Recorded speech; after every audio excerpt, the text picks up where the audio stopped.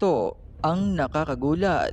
Mismong Commission on Audit na ang naglinaw na wala talagang anomalya sa naging paggasto sa budget ng Office of the Vice President, partikular na kay Vice President Sara Duterte nitong nagdaang taon. Ngunit tila hindi umano ito ibinabalita sa mainstream media dahil karamihan nga sa kanila ay nabayaran na. Matatandaang nagsimula lamang ang lahat ng kaguluhan sa ating gobyerno magmula nang mag-imbestiga ang Kamara patungkol sa budget ng Office of the Vice President na ang tanging basihan lamang ay ang hindi pa natatapos na audit ng COA patungkol sa naturang budget. Tanging COA lamang kasi ang siyang may kapangyarihang magsabi kung ang isang budget ng ahensya sa ating gobyerno ay nagamit nga ba sa tama o hindi. Ngunit tila pilit nga umanong pinapakialaman ng mga kongresista ang pagsisiyasat sa budget ng OVP kahit hindi ito kasama sa kanilang trabaho dahil ito kasi umano ang utos ng kanilang pinuno na si Tambaloslos upang tuluyang sirain ang credibility ni Vice President Sara Duterte. Subalit kahit anong gawin nilang paninira laban kay VP Sara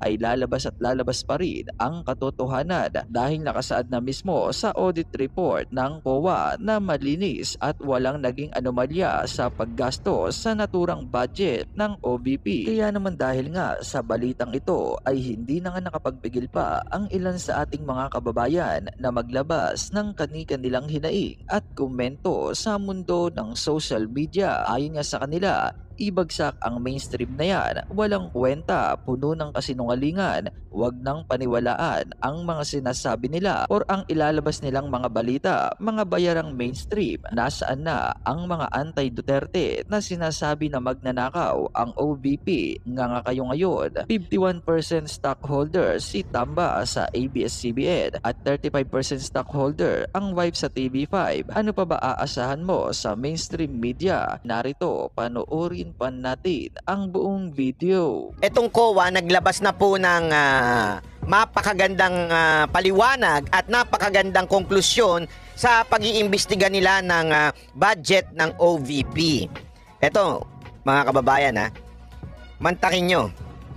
Lahat ng nangyayaring kaguluhan ngayon sa gobyerno ay dahil sa putang inang pag-iimbestiga ng Kamara dito sa budget ng OVP. Na ang pinagbasihan nila ay yung hindi pa tapos na pagsisiyasat ng COA. Ano po ba ang COA? Ang COA po ang independent body, exclusive na nagsisiyasat at nagsasabi kung merong bang nagamit na mali o tama doon sa budget ng isang ahensya ng gobyerno. Ito po ay exclusive na kapangyarihan lamang ng COA, Commission on Audit. Kaya lang, eto mga tarantadong mga congressman nito, mga putang ina ninyo talaga, pinapakialaman ninyo ang hindi ninyo trabaho. Hindi ko alam bakit kayo tumakbo ng congressman, hindi sana tumakbo na lang kayong sa COA, nagpa-appoint na lang kayo dyan, kesa naman sa naging congressman kayo. Alam naman po natin kasi ang motibo nila. Alam mo naman, inutusan sila nung kanilang pinuno dyan para sirain si VP Sara Duterte ang kanyang credibility. Kaya pinakialaman nila ang isang bagay na exclusive lamang sa COA. Ang i-audit o tignan ang budget ng ahensya ng bawat gobyerno, bawat departamento ng gobyerno kung tama o mali. Ang ginawa po nila, pinakialaman nila, yun lamang sa Office of the Vice President. O, di ba mga tarantado talaga? Gago! Mantakin mo, pinahaba-haba yan. Ang dami nilang sinasabing hindi maganda. O, patungkol sa budget ng OVP, pinakikialaman nila kahit confidential funds. Puntangin ng yan, no? Nakakabwisit talaga. Alam mo kung bakit? Yung confidential funds na tinutukoy nila, 100 plus million lang. Pero yung confidential funds ng Office of the President, 4.5 billion? Billion. Etong kay VP Sara Duterte, 100 plus million lang. Mantakin nyo, and yet, ang sinasabi nila ay may katiwalian daw, meron daw hindi tama. Aba, ang pwedeng lang magsabi niyan ay COA. Anong ginawa nila? Inimbitahan nila yung COA. Inimbitahan nila yung COA, inipit nila yung COA, tapos inipit nila yung mga staff ni VP Sara Duterte sa Office of the Vice President, pinagbintangan, ba't hindi masagot, bakit kinausap ang COA, bla bla bla. Ang sinasabi lang naman po ng Chief of Staff ni VP Sara Duterte ay, sandali, nag-iimbestiga pa kayo. Huwag muna ninyong ibigay sa kamera kasi hindi pa tapos ang investigasyon. Tanungin ko kayo, mali ho ba yun? Tama ho yun eh. Mantakin mo, pagkain, niluluto, hindi pa tapos lutuin, gusto mo na ngayon ibigay doon sa food critic. Eh sana nga kung food critic ang pagbibigyan mo eh. Hindi, yung kalaban. Ang pagbibigyan mo nung niluto mo, ano siyempre sasabihin nun? Siyempre hindi maganda. Di ba ho? Tapos, unang-una, hindi pa nga tapos lutuin eh, kinuha mo na. Oh, sinong gago? O di ba? Yung mga congressman, walang iba. Ngayon, naging fiasco yan. Lahat ng mainstream media binalita yan. Pero ngayong natapos na yung pagsisiyasat ng COA, mantakin mo, iilan lang ang nagbalita. Karamihan ng mainstream media, mga ulul talaga. Karamihan ng mainstream media, mga prostitute talaga. Karamihan ng mainstream media, binayaran na talaga. Alam nyo nga bakit? I-google ninyo. Kasi bumagsak talaga ang income ng mainstream media. Kaya ngayon, ewan ko, siguro nagpapabayad na lang sila sa mga politiko. O di ba? Ngayon, pag nagpabayad ka na sa politiko, definitely kung ano lang kagustuhan ng politiko, yun lang ibabalita mo. Ganyan ang nangyayari ngayon.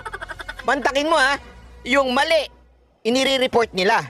Pero yung konklusyon ng COA, hindi na nila ni-report. O di ba, mga gago lang?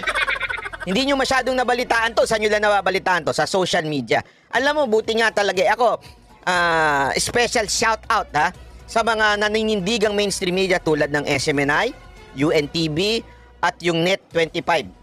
Yan ho yung talagang nakikita kong hindi ho bumibigay.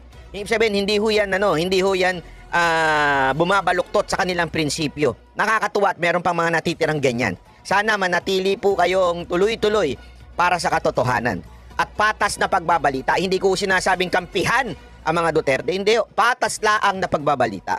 Katulad nga ho nito, ipapakita ko sa inyo ito Ito, ayan ho yung COA report. Nakikita nyo naman yan. Ipapaliwanag po natin yan ng maiging-maigi para ho mas maintindihan natin. Ganito lang po kasimple yan. Yung sinasabi ng COA, ayan po ay parang report card. Okay? Kung papaano ginamit ng Office of the Vice President yung pera na ibinigay sa kanila. Okay? As an independent auditor o inspector, as independent body na nag-iimbestiga ng budget, ito ho ang nakita nila. 1. After checking everything, we confirm that the OVP's financial records are accurate, complete, and follow international standard. Ulitin ko, after checking everything. Pag sinabi mo po bang everything, lahat? Kasi ang dahilan ng camera dito sa nilabas ng COA, hindi kasama dyan ng confidential fund. Gago? O tanga lang kayo? Pag sinabi mo bang everything lahat? O ano lang, konti? O hindi lahat? Ayan po, sinasabi, financial records are accurate, complete. Ito pa ang pinakamatindi. Follow international standards. Okay? Parang ganito yan. Parang sinasabi, kunwari, isang estudyante, okay? Siya po ay bibigyan ng grado ng teacher. Diba? Yung teacher, bibigyan ng grado. Ano sinasabi ng teacher? No cheating, no shortcut, and they followed all the rules. Yun yung grado na ibinigay ng teacher dun sa estudyante. So, yun po ang binigay ng COA sa Office of the Vice President. Ibig sabihin, walang problema. Lahat ng ginawa, the student did everything by the book. Sinunod lahat ng tamang paraan. Kaya nga, meron pang tinatawag na unmodified opinion o unqualified opinion. Okay? Ano ibig sabihin nun? This means COA did a thorough and unbiased audit. They followed strict rules and ethics and standards to make their findings are fair.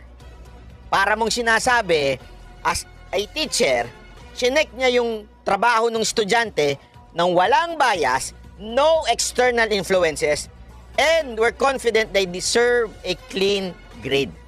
Yun po ang ibig sabihin ng basis for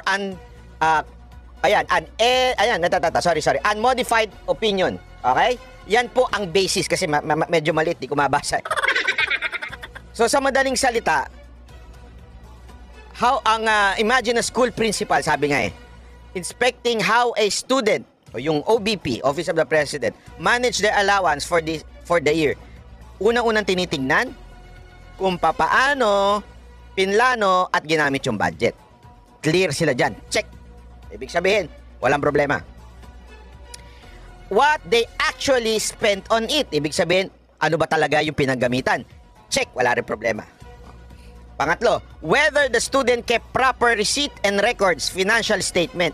Alam sabi ng COA? Clear. Check. Okay. Pang-apat, if they followed the school rules, ito po yung international standard. Ano sabi ng COA? Check. Yan po ang ibig sabihin ng kasulatan na ito. Ha? Sabi nga dito sa dulo the student did a great job managing their money's responsibly and honestly. Responsibly and honestly.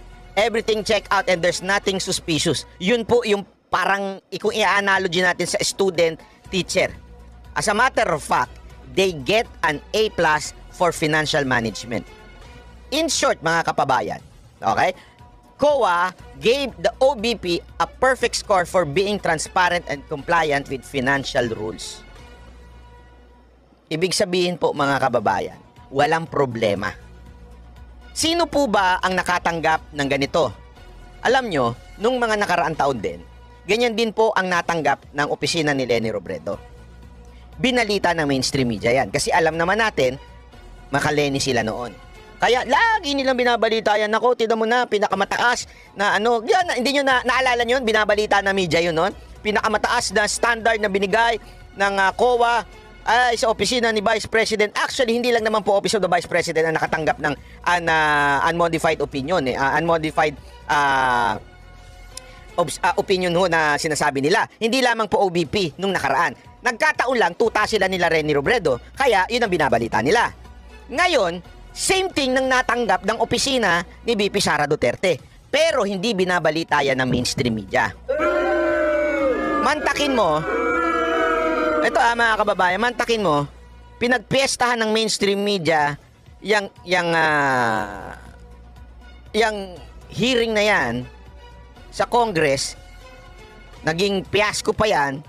May mga kinulong pa sila dahil kesyo hindi daw sumasagot ng tama hanggang nagkagulo-gulo na, 'di ba? Hanggang lumabas na talaga yung si Jamela. Si Jamela kasi yung babaeng naloko nung lalaki. Parang ganoon si VP Sara Duterte.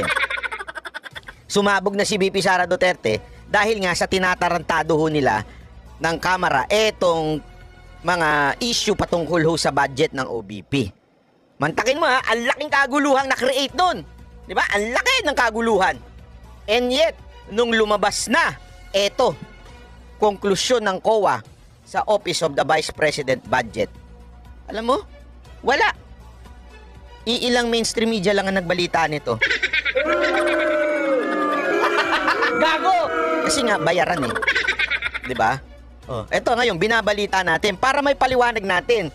Kasi, alam mo, kahit yung mga pinklawang vlogger, yung mga talo ng vlogger ng pinklawan, yung mga boring na vlogger ng pinklawan, pinagpepiestahan ho nila ito.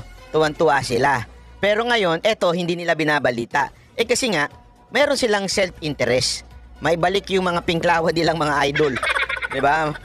Gusto nila maibalik yun. Wala eto na ho, nag-report na ho ang COA. Isipin nyo yan, mga kababayan. Nag-report na at sinasabi ng malinis. Ulitin ko mataas, parang pinakamataas na grado ang nakuha ng OBP. And yet, mantakin mo, wala silang sinasabi.